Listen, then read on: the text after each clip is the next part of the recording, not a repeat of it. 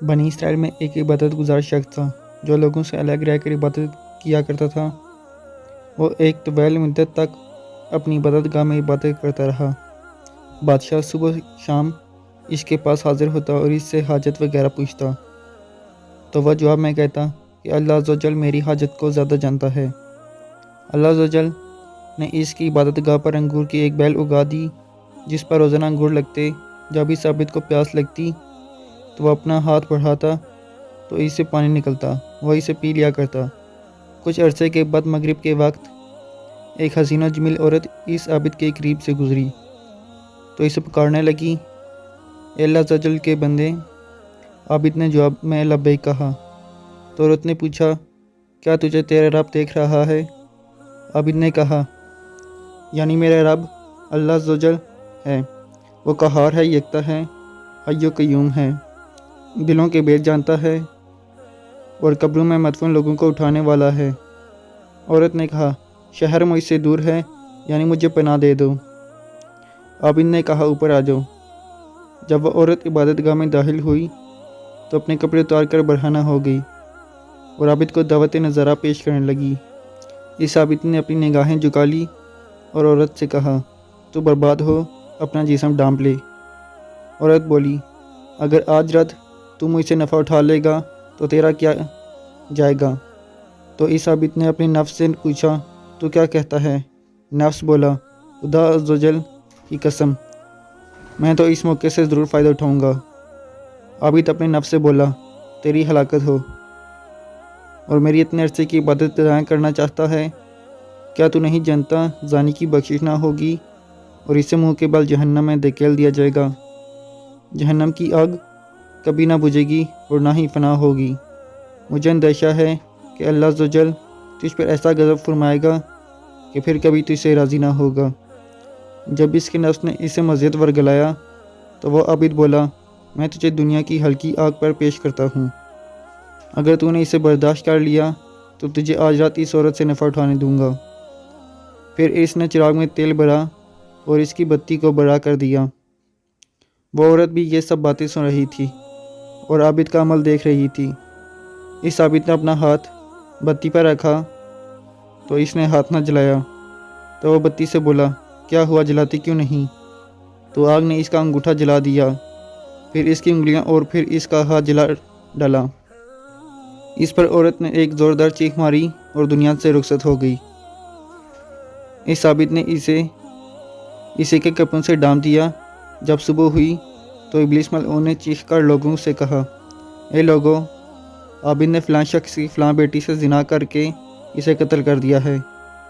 تو بادشاہ اپنے لشکر اور آیا کے ساتھ سوار ہو کر آیا۔ جب وہ اس عبادت خانے کے قریب پہنچا تو چلا کر عابد کو پکارا۔ عابد نے پکار کا جواب دیا تو بادشاہ نے پوچھا کہ فلاں کی بیٹی کہاں ہے؟ عابد نے کہا، وہ میرے پاس ہی ہے۔ بادشاہ بولا، اسے میرے پاس بھیجو۔ عابد بولا، وہ تو مر چکی ہے۔ بادشاہ بولا، جب وہ زنا پر راضی نہ ہوئی تو نے اسے قتل کر دیا۔ پھر اس عورت کو وہاں سے اٹھا لیا گیا اور عابد کو قید خانے میں ڈال دیا گیا۔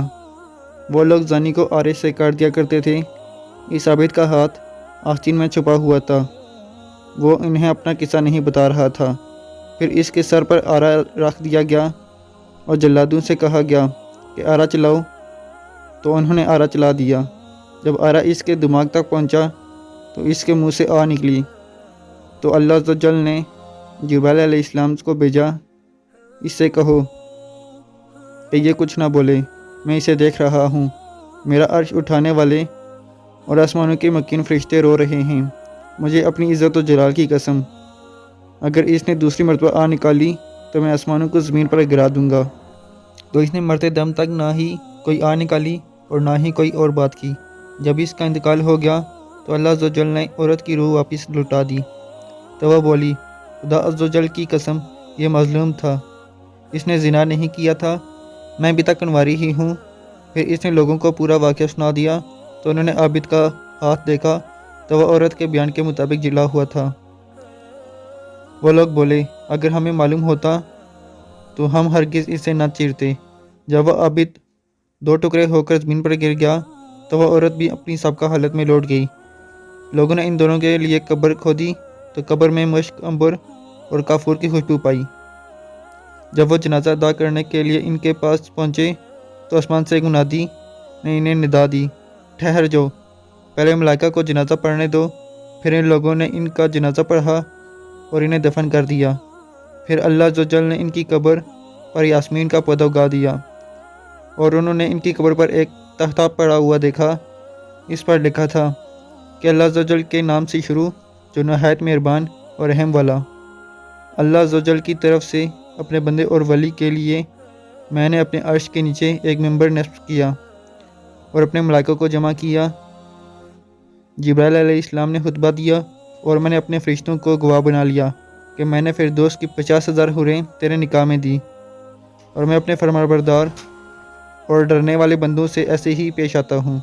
اللہ کی ان پر رحمت ہو اور ان کے صدقے ہماری مغفرت ہو۔ آپ صلی اللہ علیہ وسلم نے فرمایا، عورت کے محاسن کی طرف نظر کرنا ابلیس کے زہر میں بجھے ہوئے تیروں میں سے ایک تیر ہے، اور جو شخص حرام چیزوں سے اپنی آنکھوں کی حفاظت نہیں کرتا، قیامت کے دن اس کی آنکھوں میں آگ کی سلائی پھیری جائے گی۔ نبی پاک کا ارشاد پاک ہے، عورت کے محاسن کی طرف نظر کرنا ابلیس کے زہر میں بجھے ہوئے تیروں میں سے ایک تیر ہے۔